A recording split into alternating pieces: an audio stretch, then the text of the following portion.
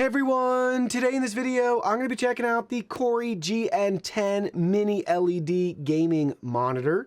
I did receive this sample directly from KOORUI, but I want you to know that any opinion expressed in this video is strictly my own. That being said, if you're interested in this product or you want to find out more about it, the link to it will be in the video description. Here's a look at the retail box and packaging. You can see some quick tech specs down here. 27-inch display at 1440p 2K resolution, 240 Hz for our refresh rate. The color is cold gray, and I really like the design of it. I'm excited to get this out of the box. You'll see the box and packaging from all different sides. Very similar on both the front and the back. And each side of the box just has basically the GN10 and some additional product info for you. Now let's go ahead, let's open it up and see what's inside. Here are all the contents besides the monitor itself. You'll see we have our user guide and manual, followed by our external power supply with barrel connector. You might notice too, everything's in white to match our monitor. Here's a look at the power cord. Next, you'll see a couple of screw options here. If you want to do a VESA mount, you'll have that option. You'll see back cover here, DisplayPort cable, everything's white, which is cool. You'll see the monitor arm. Look at that design, that looks awesome. It says Super Gaming on it. There's a look at how it's going to clip into the monitor itself. And then here's our base plate. Beautiful color on it. It's got more of a light gray to it. And tool-free design on the bottom. Now let's look at the monitor. Looking at the back of the monitor first, you'll see KOORUI's logo and branding up at the top. Then we have this LED arch in the design. I really like how that looks. Then we have our monitor stand mount option right there. VESA 75 by 75 if that's the route you're gonna go. Down here at the bottom, we have that cover for this when we've made all of our cable connections. But we have our two HDMI ports there, one DisplayPort audio jack, and then you'll see our power plug. Looking at it from the very bottom, you'll see our 5 different menu and control buttons there. Let's give you that side profile of the monitor. Thinner and gets a little bit thicker towards the back. Curved. Bird's eye view top down. See some venting up at the top.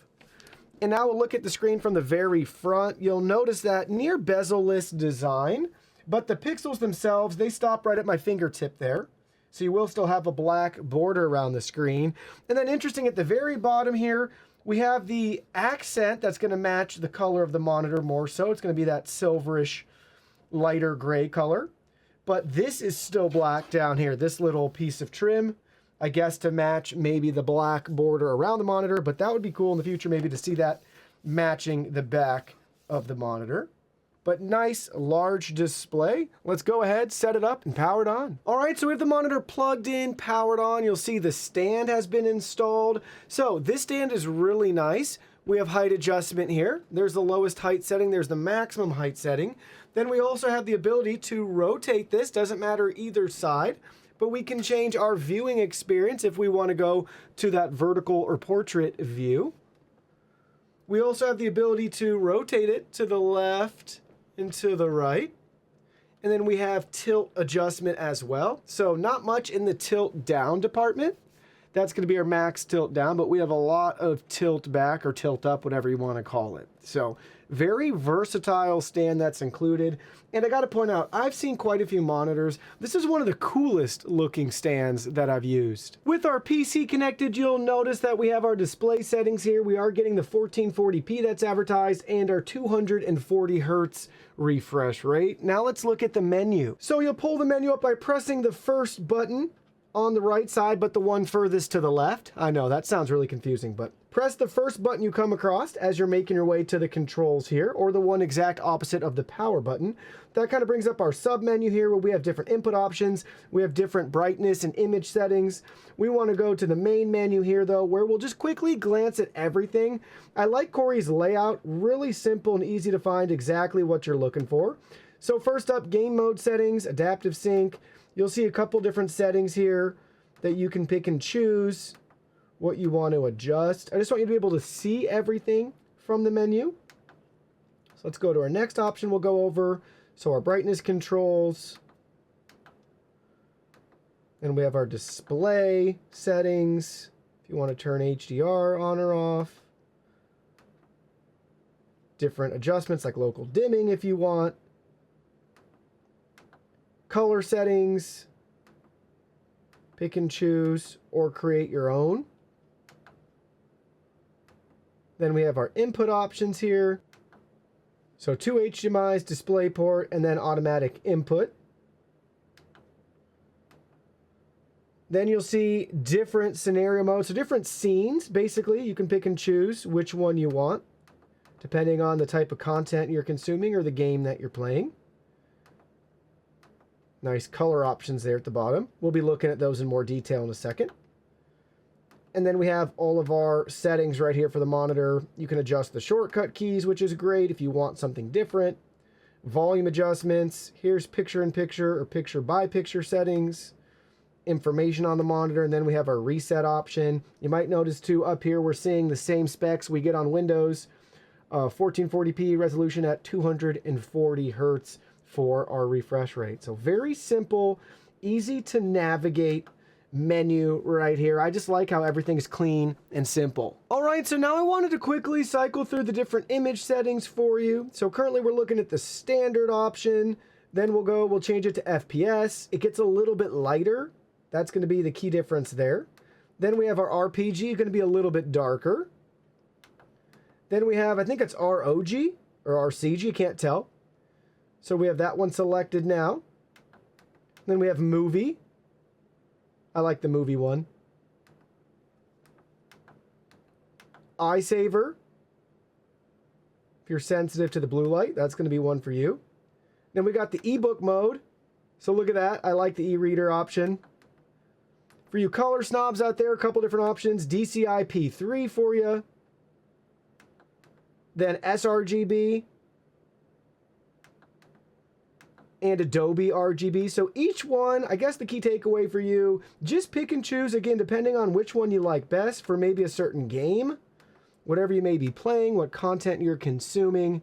You'll just want to cycle through those and see. It's going to be just a trial and case-by-case basis. Really quick, I wanted to show you the picture-by-picture settings right here. So we have our PC on the left side of the screen and our Xbox on the right side. And now you'll see our picture-in-picture settings here.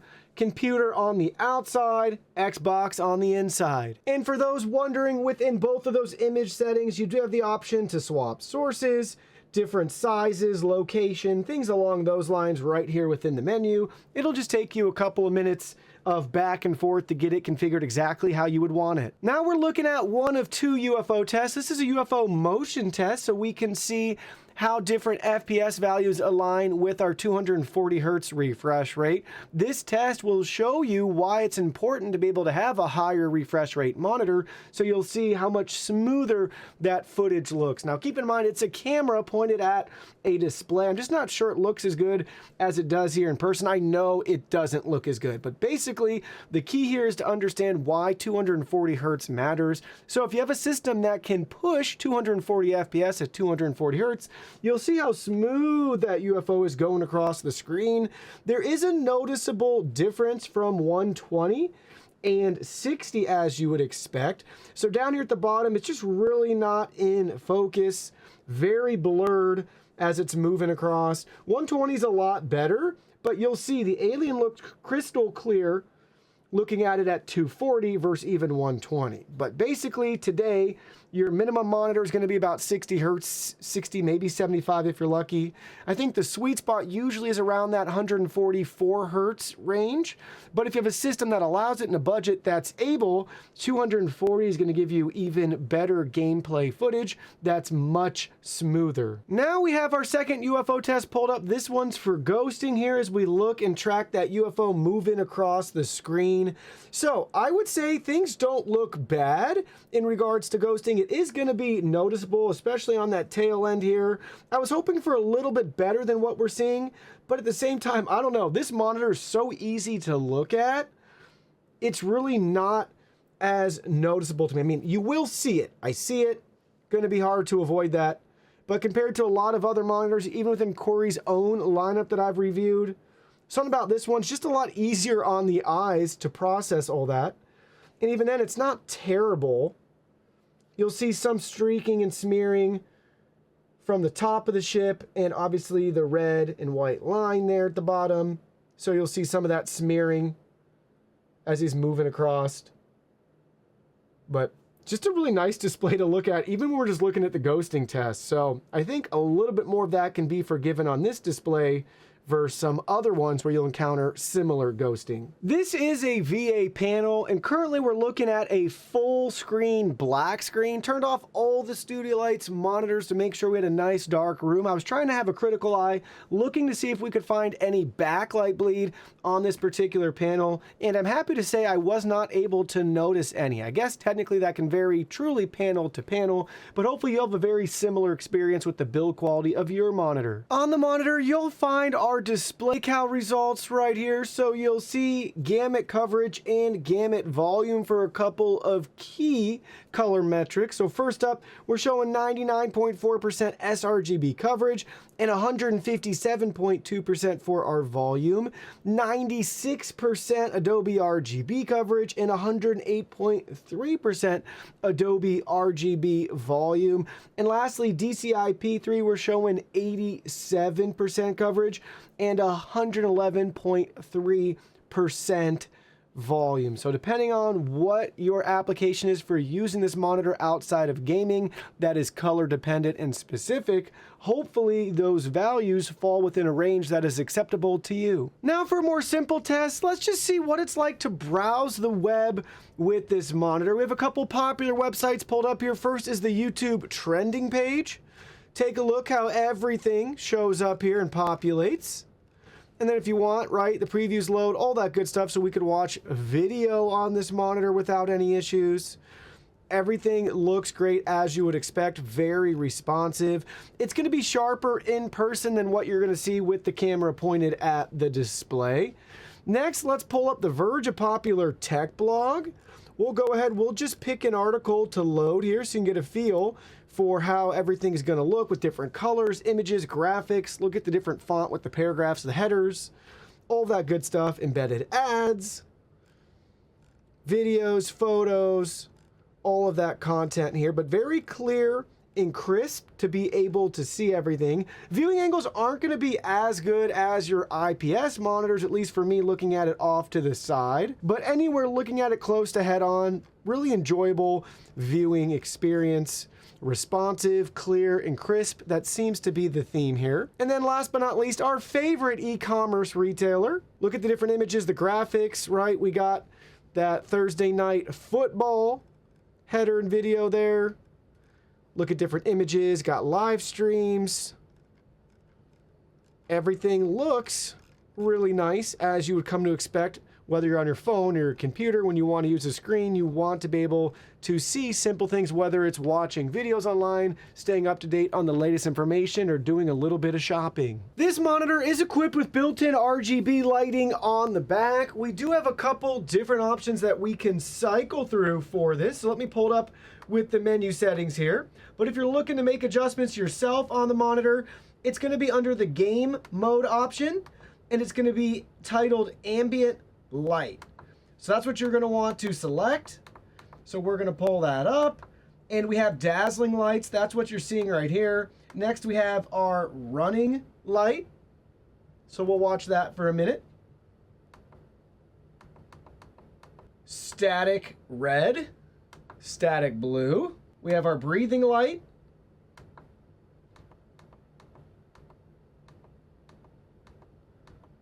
So you'll see it pulse and cycle through some of the different colors. I like that one. We'll watch it for another second here.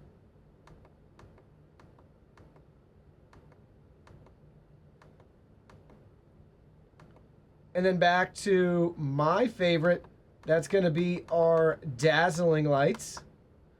And then you also have the option, if you want to turn the light off on the back, you'll be able to do that. But really nice accent with some really cool RGB. Now it's time for my favorite test. We're going to be testing out the input lag on this monitor. Now keep in mind, input lag is different from response time. The response time of this monitor is 1 millisecond GTG. That's the amount of time it takes a pixel to change from one color or one shade of gray to another. In this case though, input lag is going to be the lag or delay between when you issue a command and when it's displayed on the screen. So hopefully that kind of helps you understand the difference between them. So again, for example, you press something on your keyboard or your mouse, and when is it going to be implemented on this display? That's really what you need to know. So we're going to measure it in 3 different quadrants, and we'll see what our input lag is. So you'll see we're coming in at a very respectable 1.3-ish milliseconds. It's fluctuating. We actually got it down to 1.1, believe it or not. So very respectable score here.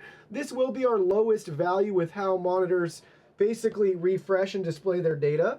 Next, you'll see our middle value coming in right at 8.5, 8.6. And then lastly, we should be around that 16 millisecond mark here. 15.8 up to 16 milliseconds. So right there where we need to be. This is going to be one of the more responsive monitors with less input lag. And now the moment you've all been waiting for, how does this monitor do with gaming? So we'll be looking at a couple popular titles today. We'll be testing out Forza 5, Assassin's Creed, and Borderlands 3. And you guys will be able to watch and see in real time how everything looks to get a feel for the quality of gaming if you want to use this monitor.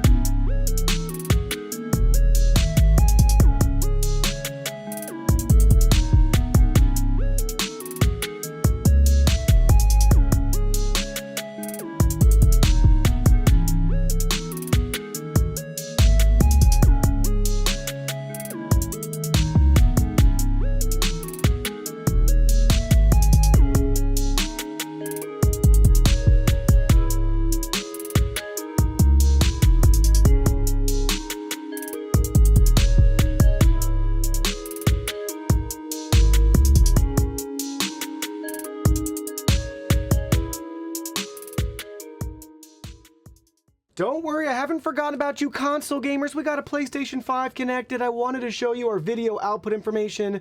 1440p at 60 Hertz is what's showing on the display. But I want you to know that we were able to test this 1440p. You can do that right here as well when you have yours set up and configured. We're able to get 60 Hertz and 120 Hertz SDR and HDR. Variable refresh rate is not supported with this display. but we do get 120 hertz output if our select game supports 120 hertz output. So make sure if you want to take advantage of 1440p 120 with your PlayStation 5 in this monitor, make sure you have that set to automatic and you're playing a game that supports it. And for you Xbox users out there, we have the Xbox Series X connected. You'll see that we have our resolution at 1440p right here, and our refresh rate, we can choose between 60 hertz and 120. After using the KOORUI GN10, let me share with you my final thoughts. First, this is the best looking KOORUI monitor they've ever produced. Color's perfect. The stand is really unique. I like the design a lot, but it's super functional and practical. That's always big in my book. There's still the VESA mount option if you want to go a different route, but really pleased with the build quality and aesthetic of this monitor. And I love that RGB going right across the top of the backside. Now, in regards to performance, very pleased with the specs on this monitor and how everything looks. I'd say it's a very typical VA panel experience. Not going to have the best colors or viewing angles like you'd have on an IPS panel, so maybe just a little bit of washout, things like that, depending on maybe the content or game that you're playing. Will it be detrimental, too noticeable, things like that? I'd say not at all. Same with ghosting. Hopefully you won't notice it at all. It may be present here or there, again, just depending on what you're playing, maybe what system you're using to drive everything. You get the idea there. But overall, very solid gaming performance. I would say this monitor, you're paying a premium for local dimming and this cool design because it's competing with other KOORUI monitors that have the same spec that would cost less. So it really comes down to the design. Is this what you want for your setup?